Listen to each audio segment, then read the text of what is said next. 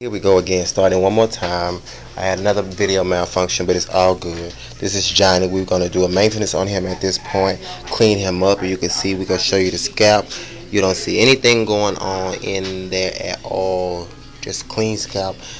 Hair looks good. This is 3 to 4 weeks after we first started him out, so we're about to clean him up and get to going. YouTube, real quick, what I wanted to show you is for those people that have like breakage a little bit right here around your edge in the back.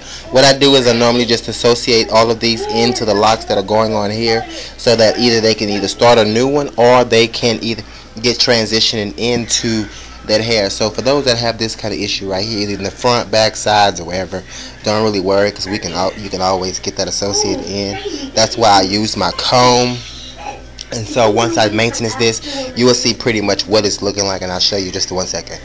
This is pretty much your outcome after maintenance. I just took all of those hairs and associated them with these 4 to 5 locks right here.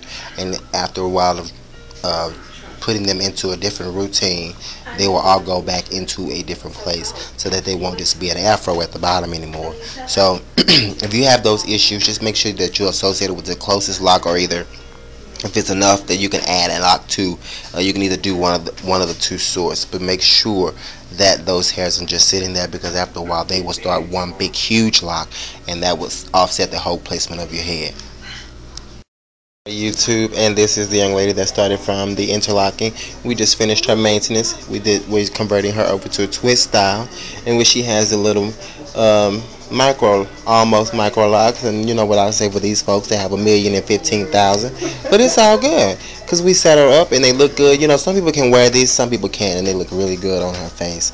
So you can see that we twisted them all the way through, and she's going to be a twister from now on. So check them out. Here you go. And we'll hit you some more just a little bit. We're about to get her and John, which you see him over there on telephone. I'm about to get him out of here. We haven't showed Choppy in a while. There she go. She's looking full, looking right, looking time. I said you were looking full. I was talking about. It's not done. But it looked good. Why you hating? Let me see. Now she smile. That's all you need for a nigga to do, is go on showcase, and they start changing attitudes. So here we go. We're going to dismiss her and get on to the next one. I wanted to show you guys another one. Really small, itty bitty locks. This is John. John started out with 2-strand twists, but he's going to have a larger size lock, which I think will fit his stature and his demeanor very, very well. And you can see we clean them all up all the way around. What we're going to do is now give it a little style, so they're trained to go backwards and not just sticking up, flopping all over the place. You can see all the way on the inside to out, where his parts are larger, but we still maintain them and twist them down tightly to get them to a different regimen and a different routine. So check me out in just a bit.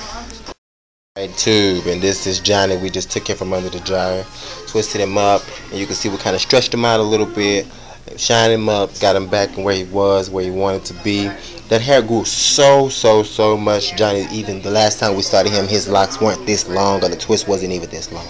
So now he has a lot of length, and this time I'm sure that he'll lock a lot faster than he did before. The size we're going for is a medium to medium large, but not too big, but not too small. So check him out. This is all the way from neck to beginning. This is the first maintenance, second visit. So check me out for more. So we got another newbie here. He just came to me today for the first time. We're gonna clean this up. Whatever somebody used left a little white, little fuzzies of balls in his head, and what you can see here. But we're gonna take all of that out today. This is hair, not a cotton swab, so we don't need all of those other things. Another thing that we're going to use a lighter solution, or whatever was used before, to twist him up so he could take away a little of this. This is the beginning of a buildup, and this can be alleviated, because see, as you see there, that is just product I can just kind of flake off, but it doesn't matter. We're going to clean him up, get him going, and put him right where he needs to be. In my old famous quote, put him back in the game. Alright, Tube, and this is my girl coming from under the dryer. We did a lock maintenance and minimal repair, in which some areas had like a little hair around them, in which we needed to associate. excuse me, into the locking, which we did here. We clean them all up to make sure that they're even and congruent all the way around. And at this point, we're just going to throw a little small style up here to help them hold, also help them get trained into this process. She have some that were thinning along the way, but I critiqued them and created some other stuff to make them work and go together. She also told me that she had a stylist that didn't know what the hell she was doing, clipping in her hair, and locks was just falling out. And that, I don't understand what kind of trimming or anything she could have been doing for this baby hair to fall out with just a trim. Either you're trimming the ends or you're hitting the sides of the lock. If you do not know how to prune, please do not prune on someone. This is not a part where you can be, someone needs to be your test dummy. If you do not know how to go up the side of that lock gently and clean that lock up, please do not offer that service.